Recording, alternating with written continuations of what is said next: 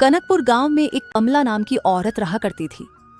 उनके दोनों बेटे शहर में जाकर काम करा करते थे। बड़ी बहू का नाम रश्मि और छोटी बहू का नाम अनीता था। कमला और रश्मि हमेशा अनीता को तंग किया करती थी, क्योंकि उनके छोटे बेटे ने अनीता से शादी अपनी पसंद से की थी और अनीता एक साधारण से परिवार से। एक बार बड़ी बहू के हाथ से सास का चश्मा टूट गया। अरे रे हाय राम, ये क्या कर दिया मैंने? ये तो मांझी कल ही बनवा कर लाई थी। मांझी को पता चलेगा तो बहुत गुस्सा होंगी। क्या करूं क्या करूं? रश्मि बाहर काम कर रही अनीता के पास जाती है और कहती है, अनीता सुनो, मांझी के कमरे से झूठे बर्तन ले आओ। ठीक है दीदी, अभी लाई। अनीता जैसे ही मांझी के कमरे में गई तो उसने देखा कि चश्मा नीचे टूटा पड़ा हुआ है। उसने चश्मा उठाया ही था, तब तक रश्मि मांझी को लेकर वहां पहुंच गई। हे भगवान, मांझी का चश्मा तोड़ दिया। मांझी कल ही इसे बनवा कर लाई थी। ये क्या किया तूने? अनीता, कोई काम ध्यान से नहीं करती हो तुम। कितना नुकसान कर दिया। ये क्या कर दिया तूने? हे भगवान, जब से आई है नुकसान पे नुकसान किए जा रही है। एक तो घर से खाली हाथ आ गई, और तो और जो अब मेरे घर में बचा है वो भी तोड़ना चाहती है। माँ जी, ये मैंने नहीं किया है। रश्मि दीदी ने मुझे बर्तन लेने भेजा था, तब मैंने देखा कि चश्मा टूटा हुआ नीचे गिरा है। तू क्या कहना चाहती कि मैंने तोड़ा है? नहीं दीदी, मैं तो माँ जी को बता रही थी कि मैंने नहीं किया। यहाँ रश्मि रोने की एक्टिंग करके दिखाती है। हाँ, मेरी किस्मत देखो ना माँ जी। आपने देखा ना, आपके सामने मुझे गलत बना रही है। नहीं दीदी, मेरा ऐसा कोई इरादा नहीं है। चुप रहो तुम। एक तो नुकसान करती हो, ऊपर से झूठ भी बोलती हो। जाओ मेरे सामने से और दोबारा मत आना, जब तक घर का सारा काम ना खत्म हो जाए, समझी? उसके बाद तुम जंगल चली जाना, वहां से लकड़ियां काट कर ले आना। जंगल चली जियो समय से, समझ गई। लेकिन दीदी, इन सब कामों को करने में ही शाम हो जाएगी। इतनी जल्दी ये सब कैसे करूंगी? मुझे क्या पता, मां जी ने बोल दिया तो बोल दिया, समझ गई। माँ जी। रश्मि ने क्या कहा समझ नहीं आया। ठीक है माँ जी, जाती हूँ। बेचारी अनीता उदास मन से वहां से चली जाती है। भगवान करे जंगल से वापस ही ना आए। मैं अपने बेटे की किसी अच्छे घर में शादी कर दूंगी और दहेज में बहुत सारे गहने और रुपए भी ले लूंगी। ये सब अनीता ने सुन लिया। माँ जी, मेरे लिए भी सोने का हार ले लेना। आखिरकार मैं इस घर की बड़ी बहू हूँ। ठीक है, जाओ, अब मेरे लिए कुछ बढ़िया सा खाने को ले आओ। जी माँ जी, अभी लेकर आई। रश्मि वहां से चली जाती है। अब बस इस अनीता को इस दुनिया से मिटाना होगा। एक बार ये काम हो जाए, मैं पंडितों को जी भर के खाना खिलाऊंगी। अनीता काम करते करते रोने लगी। मैं ऐसा क्या करूं जिससे माँ जी मेरे बारे में ये सब सोचना बंद कर दे? हाँ, हे भगवान, मुझ पर अपनी कृपा करो। मैं ये सब और ज्यादा नहीं सह पाऊंगी। सारा काम करने के बाद अनीता अपने साथ खाने के लिए 4 रोटी और थोड़ी सब्जी बांध के जंगल ले गई।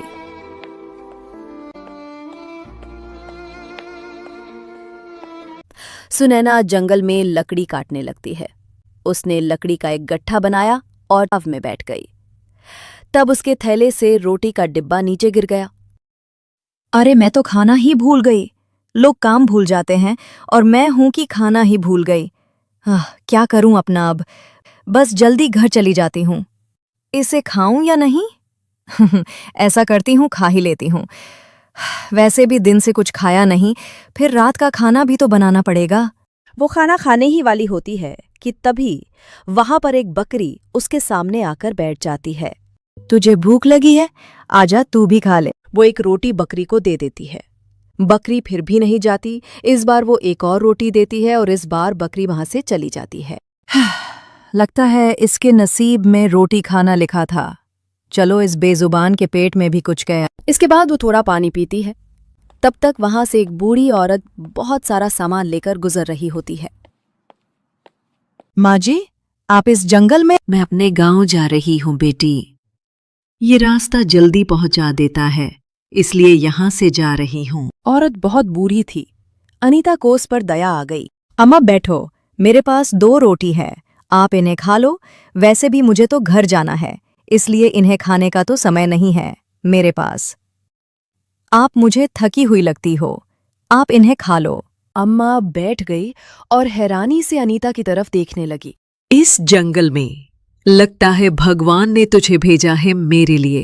ला बेटी ला, जोरों की भूख लगी है मुझे, बहुत बुरा हाल है। खुश रहे तू बेटी। अनीता ने रोटी सब्जी अम्मा को दे दी और अम्मा ने बड़े चाव से रोटी सब्जी खा ली। बेटी, एक बात ध्यान से सुन। तेरे जीवन में कभी भी कोई मुसीबत आए तो बस अपने पूर्वजों और भगवान को सच्चे दिल से याद करना। उसके बाद सामने मुसीबत पर लाल कपड़ा और अगरबत्ती जलाकर हाथ जोड़ लेना, सब ठीक हो जाएगा। हाँ धन्यवाद अम्मा, बड़ों की कृपा से ही घर परिवार फलता फूलता है।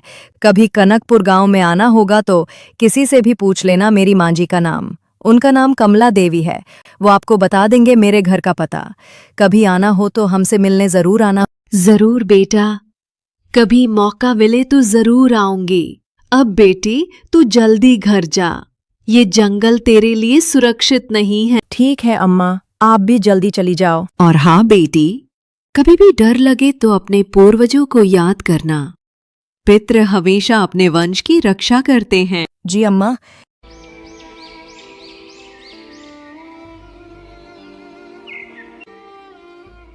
अनीता घर पहुंचती है, उसके बाद रात के लिए खाना बनाने लग जाती है। खाना बनाकर सबको खिलाया और उसके बाद सब सो गए। अचानक पूरा घर हिलने लग गया। अचानक ही कमरे से बहुत तेज आवाजें आने लगी।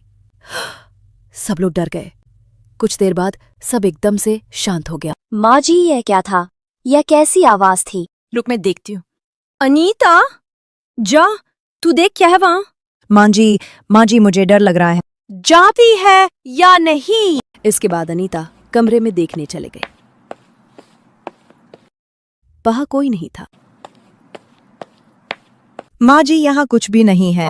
ऐसा कैसे हो सकता है? इतनी भयंकर आवाज भला किसकी हो सकती है? माँ जी, लगता है कोई जानवर खिड़की से घुस गया होगा। मैं कहती थी न वहाँ जालियां लगा लो। चलो अब जाओ, सब सो जाओ। अगले दिन अनीता सुन, वो कपड़े रखे हैं, धो देना सारे। और घर के सारी चादर भी धोनी है। और हाँ, पर्दे भी। समझ गई? जी माँ जी। तब तक वहां उनकी पड़ोसी राधिका आ गई। प्रणाम अम्मा, कैसी हो आप? आओ आओ बेटी, तुम कैसी हो? हमारा तो जैसे तैसे वक्त निकल रहा है। मैं ठीक हूँ माँ जी। आपसे वो शहद लेने के लिए आई हूँ, कुछ दिन पहले आपसे मंगवाया था ना। अरे हाँ, मैं तो भूल ही गई। क्या करूं बेटी, उम्र हो गई है। रुक लाती हूँ। माँ जी जैसे ही अंदर गई, राधिका तुरंत अनीता के पास जाकर बोली, अनीता तू दुखी नहीं होती इस बुढ़िया के ऐसे बर्ताव से? जीना मुश्किल किया हुआ है तेरा इसने। कहती हूँ तू अपने मायके वालों को बता देना। नहीं बहन, मेरे माता पिता गरीब हैं, उन्हें मैं और पीड़ा नहीं दे सकती। मुझे परेशान देख वो और दुखी हो जाएंगे। तेरे लिए मुझे बहुत दुख होता है, तू अपना ध्यान रख। तुम मेरी चिंता मत करो, वो जैसी भी है मेरी सांस है, गुस्सा करती है पर दिल की अच्छी है। तू बहुत भोली है रे। मैं तो तेरे लिए बस प्रार्थना ही कर सकती हूँ कि एक दिन तेरा जीवन भी सुधर जाए। तू परेशान मत होना। ये सब मेरा परिवार है और परिवार में तो ये सब चलता ही रहता है। तब तक अचानक माँ जी आ गई। ले राधिका अपना शहद। धन्यवाद अम्मा। अच्छा, अब मैं चलती हूँ। उसने अनीता की तरफ देखा और चली गई। अनीता ने अपना सारा काम किया। पहले कपड़े, घर की सफाई, आंगन की सफाई। रात के समय, अरे ओ अनीता, खाना बनाया नहीं? बन गया माँ जी, आप हाथ धो लीजिए, अभी लगाती हूँ। रख जल्दी, भूख लगी है मुझे बहुत। अभी रखती हूँ माँ जी। खाना देखकर रश्मि और कमला चौंक जाते हैं।